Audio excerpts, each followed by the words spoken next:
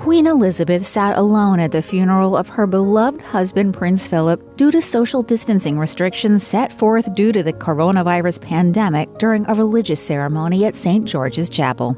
The sight of the monarch, who was married to the Duke of Edinburgh for 73 years, seated alone as she mourned the passing of her husband, broke the hearts of Twitter users, whose hearts felt sympathy for Her Majesty as she faces ruling the Commonwealth alone for the first time in almost 70 years. She was dressed entirely in black and had her head bowed in prayer throughout the ceremony. She wore a black mask across her face.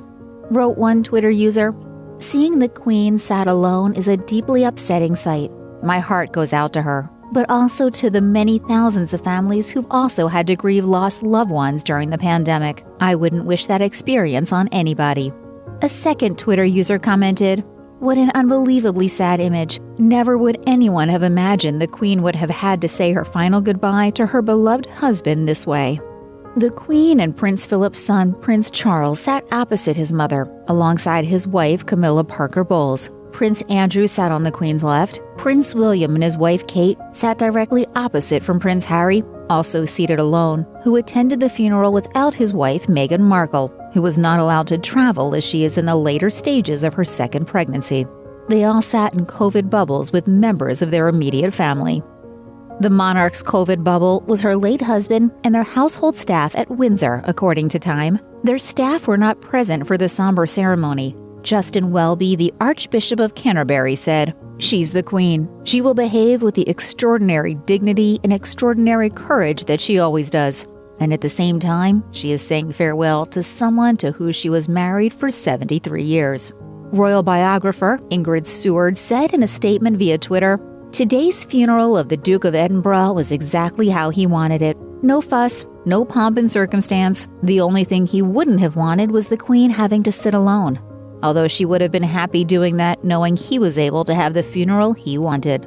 Just 30 mourners were allowed to attend the service at St. George's on the grounds of Windsor Castle, where Queen Elizabeth and her late husband lived together throughout the coronavirus pandemic. Other royals who were in attendance at the service sat together in family bubbles.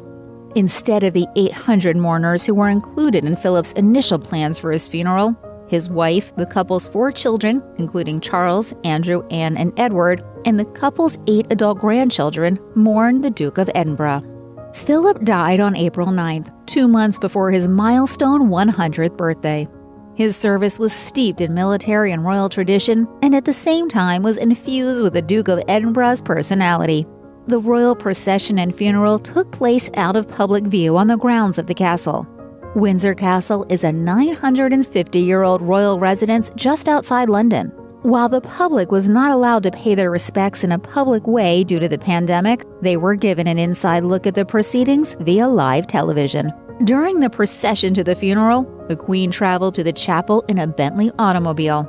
The couple's children walked behind the specially adapted Land Rover carrying their father's coffin. Philip's grandsons, Prince William and Prince Harry, also walked behind the coffin, separated by their cousin, Peter Phillips, the son of Princess Anne. 3 relatives from Prince Philip's German side of his family and 2 of the Queen's cousins, including the Duke of Kent and Princess Alexandra, also attended. Queen Elizabeth rode alone in a state Bentley to the church service, accompanied by one lady-in-waiting. The couple would have celebrated their 74th wedding anniversary this November. Prince Philip was the longest-serving consort in British history.